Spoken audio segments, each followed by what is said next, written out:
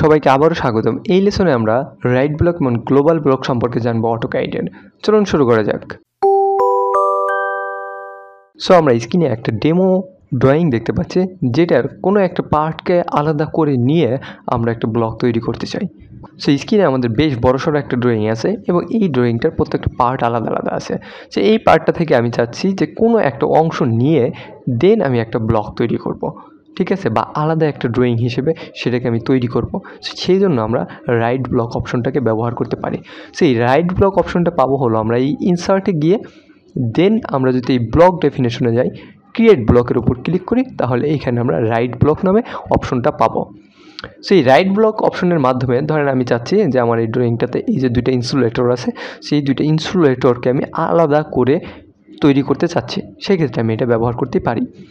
So চলুন আমি right block ডেফিনেশনে গিয়ে আমি রাইট ব্লকটাকে সিলেক্ট করতেছি এবং এইখানে জেনারেলি আমার একটা সিম্পল অবজেক্ট কি বলে রাইট ব্লকের উইন্ডো চলে আসছে এবং এইখান থেকে আমি এন্টায়ার ড্রয়িংটা না, বরং আমি এই ড্রয়িংয়ের কিছু অবজেক্ট সিলেক্ট করতে চাচ্ছি। তো সেটা উপরে ক্লিক করে দিব এবং এইখানে অবশ্যই আমাকে পিক পয়েন্ট দিয়ে দিতে হবে। সো আমি পিক পয়েন্টটা দিয়ে দিচ্ছি, তাহলে আমি এই পয়েন্টটাকে দিয়ে দিচ্ছি পিক পয়েন্ট হিসেবে। ওকে, এরপর আমাকে হলো অবজেক্টগুলো সিলেক্ট করতে হবে। সো অবজেক্টটাকে আমি সিলেক্ট করে দিই, আমি চাচ্ছি যে এই পয়েন্ট থেকে এই পর্যন্ত সিলেক্ট করতে। ওকে, আমি সিলেক্ট করে দিলাম এবং আমি এন্টার করে দিই, তাহলে এটা চলে আসবো এবং এখানে আমি রিটেইন অপশনটাকে চেকড রাখবো। ওকে, তারপর এখানে হলো আমার ফাইলটা যেখানে সেভ হবে সেইটা আমার এখান থেকে সিলেক্ট করে দিতে হবে। সো আমি চাচ্ছি এটা আমার ডেস্কটপে সেভ হতে। সো আমি এখানে গিয়ে ডেস্কটপে দিয়ে দিলাম এবং এইটার নাম দিয়ে দিলাম আমি ইনসুলেটর। সো ইনসুলেটর দিয়ে আমি এটাকে সেভ করে দিই। ওকে, এবং আমি ওকে দিয়ে দিই। এইবার আমি আমার এই ড্রয়িংটাকে বন্ধ করি এবং আমার ডেস্কটপে ফিরে যাই। সো আমার ডেস্কটপে এসে আমি এই জায়গাটাতে দেখতে পাচ্ছি যে ইনসুলেটর নামে আমার এক নতুন ফাইল কিন্তু এখানে তৈরি হয়েছে। সো এখন আমি এই ফাইলটাকে ওপেন করব। সো আমি অটোক্যাডে চলে যাই, আমি স্টার্টে আসি এবং এখানে ওপেন অপশনের মাধ্যমে আমি এই ফাইলটাকে ওপেন করি, যেটা আমার ডেস্কটপে আছে DWG ফাইল হিসেবে। এটাকে আমি ওপেন করি, ইনসুলেটর ওপেন। সো এইখানে কিন্তু আমার ইনসুলেটর ফাইলটা ওপেন আসছে এবং এইখানে কিন্তু এটা আলাদা একটা ড্রয়িং হিসেবে ওপেন হয়েছে, অর্থাৎ এইখানে কিন্তু এটা ব্লক হিসেবে ওপেন হয় নাই, একটা আলাদা ড্রয়িং হিসেবে ওপেন হয়েছে, যেটা প্রত্যেকটা অংশকে আমরা আলাদা আলাদাভাবে সিলেক্ট করতেই পারি।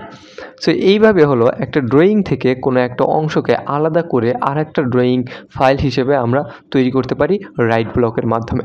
তাহলে চলুন এটাকে আমি ডিলিট করে দিচ্ছি, এই উইন্ডোটাও আমি ডিলিট করে দিচ্ছি, বন্ধ করে দিচ্ছি, সাথে আমাদের যে ডেমো ড্রয়িংটা ছিল সেটাকেও আমি অফ করে দিচ্ছি এবং আমি স্টার্ট বাটনে এসে সম্পূর্ণ নতুন একটা ড্রয়িং শুরু করলাম। সো এখানে আমার একেবারে ব্ল্যাঙ্ক স্ক্রিন দেখা যাচ্ছে, আমি এটার গ্রাফটাকে গ্রিড মোডটাকে অফ করে রাখতেছি।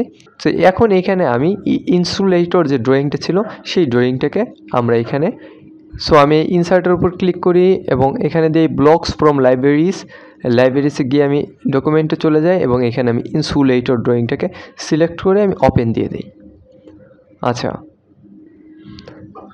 তারপর আমার এইরকম একটা উইন্ডো আসছে আমি দেখতে পাবো। সো এই উইন্ডোসের উপর এখান থেকে আমি ইনসুলেটরটাকে ক্লিক করে নিলেই আমি দেখতে পাবো যে আমার মাউস পয়েন্টারের সাথে কিন্তু এই ব্লকটা এখানে, অর্থাৎ যে অবজেক্টটা আমি ওপেন করতে যাচ্ছিলাম সেটা ওপেন হয়েছে।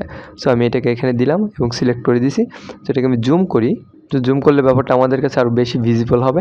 এখন যদি আমি এই অবজেক্টটাকে সিলেক্ট করি তাহলে দেখতে পাবো এটা কিন্তু আমাদের একটা ব্লক হিসেবে এখানে ইনসার্ট হয়েছে আমাদের ড্রয়িংয়ে।